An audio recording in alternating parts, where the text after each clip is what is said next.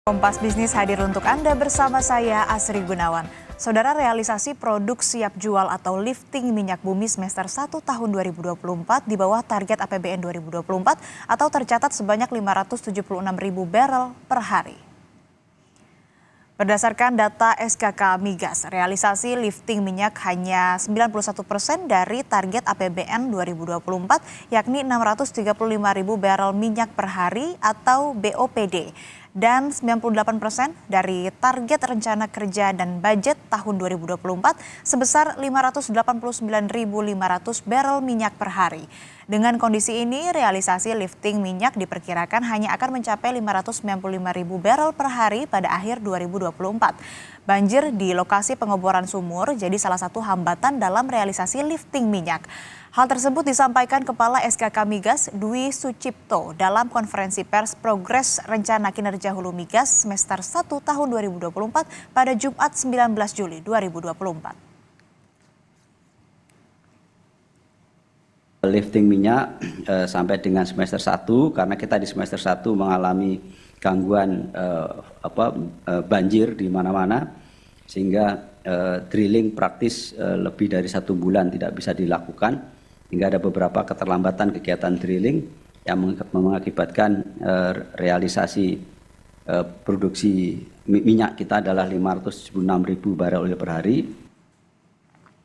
Kita beralih ke informasi lainnya, Saudara. Sampai dengan 18 Juli lalu, sudah ada 32 perusahaan yang mencatatkan sahamnya di Bursa Efek Indonesia dengan himpunan dana sebesar 4,9 triliun rupiah. Saat ini, regulator pasar modal tidak hanya berfokus pada peningkatan jumlah perusahaan tercatat, namun juga pada kualitas calon perusahaan tercatat. Lalu bagaimana detailnya? Kompas Bisnis saat ini sudah bersama dengan Direktur Penilaian Emiten dan Perusahaan Publik Otoritas Jasa Keuangan, Kun Widarto. Pak Kun, selamat pagi. Selamat pagi Mbak Asti. Ya Pak, ini kan ada 32 emiten baru dengan nilai emisi 4,9 triliun. Lalu sebetulnya secara umum bagaimana sih kinerja pasar modal di Indonesia sampai dengan tengah tahun 2024? Baik Mbak Asti, kinerja pasar modal di Indonesia saat ini masih cukup menguat walaupun di tengah tekanan pasar maupun dari sisi geografis maupun dari The Fed.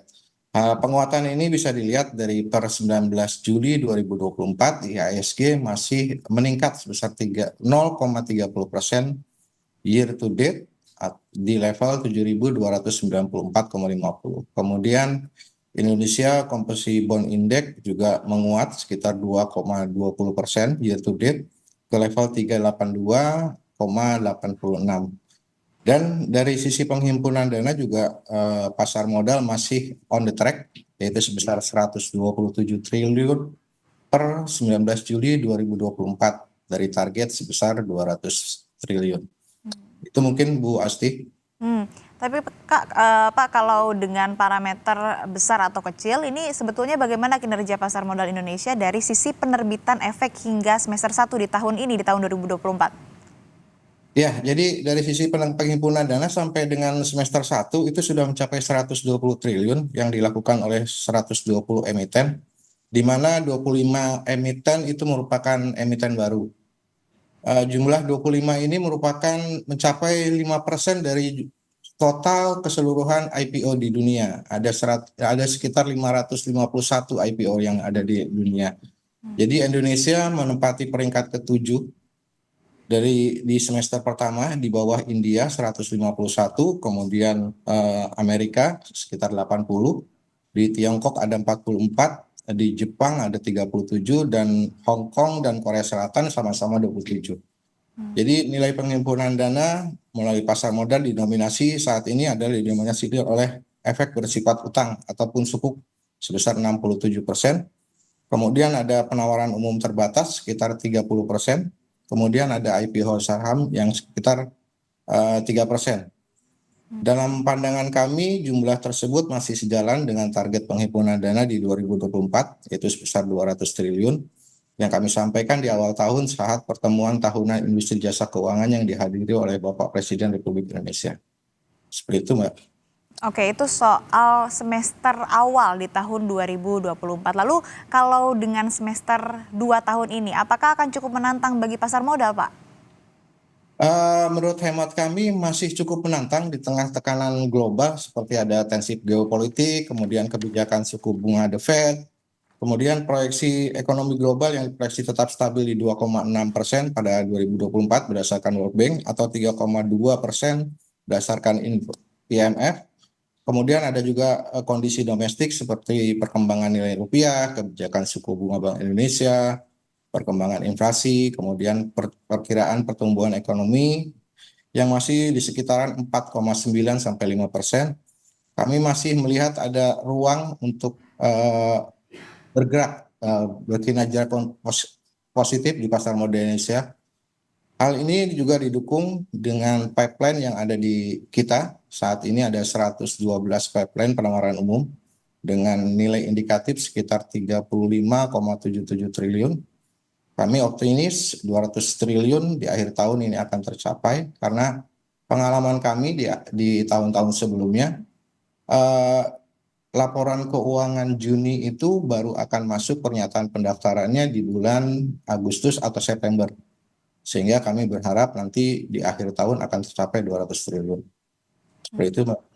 Iya, masih menguat di tengah tekanan dan juga dinamika ekonomi global begitu ya Pak. Lalu bagaimana minat industri untuk melakukan pendanaan melalui skema IPO atau penerbitan saham perdana ataupun penerbitan instrumen investasi pasar modal lainnya?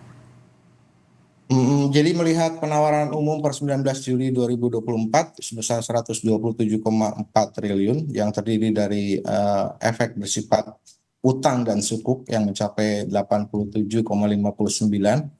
kemudian IPO sekitar 3,56 triliun, kemudian PUT sekitar 36,3 triliun.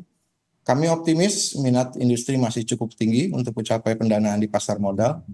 Hal ini tentunya masih sangat dinamis tergantung dari perkembangan ekonomi kondisi global, kemudian kondisi domestik seperti kebijakan suku bunga maupun perkembangan inflasi.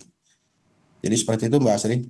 Ya, lalu Pak, kalau dari OJK sendiri, dari sisi regulasi dalam mendorong perusahaan di Indonesia ini untuk melakukan IPO itu apa saja yang dilakukan? Namun juga kan sekaligus memastikan kualitas calon emiten. Seperti apa yang dilakukan? Jadi terima kasih Mbak Asti. Jadi saat ini OJK sedang melakukan kajian juga terkait dengan percepatan proses penawaran umum. Kemudian juga kami melakukan penyederhanaan beberapa dokumen sehingga nantinya dokumen pernyataan pendaftaran lebih simpel, lebih ringkas. Kemudian kami juga melakukan kodifikasi. Jadi saat ini peraturan-peraturan mengenai penawaran umum itu tersebar dalam beberapa OJK. Jadi insya Allah tahun depan kami sudah masukkan dalam proleg di 2025. Itu satu peraturan itu mencakup semua peraturan terkait dengan penawaran umum, baik itu terkait dengan dokumen, baik terkait dengan keterbukaan informasi dan lain-lain. Jadi diharapkan dengan kodifikasi dan penyederhanaan ini emiten jadi lebih berminat untuk mencari pendanaan di pasar modal. Seperti itu. Ya baik Pak, artinya dari upaya ataupun juga langkah-langkah yang dilakukan oleh OJK untuk kemudian bisa menarik minat emiten begitu ya, bisa terlaksana ataupun juga targetnya bisa sesuai dengan yang diharapkan. Baik, terima kasih Direktur Penilaian Emiten dan Perusahaan Publik Otoritas Jasa Keuangan, Bapak Kun Widarto telah bergabung bersama kami di Kompas Bisnis. Sehat selalu Pak. Terima kasih.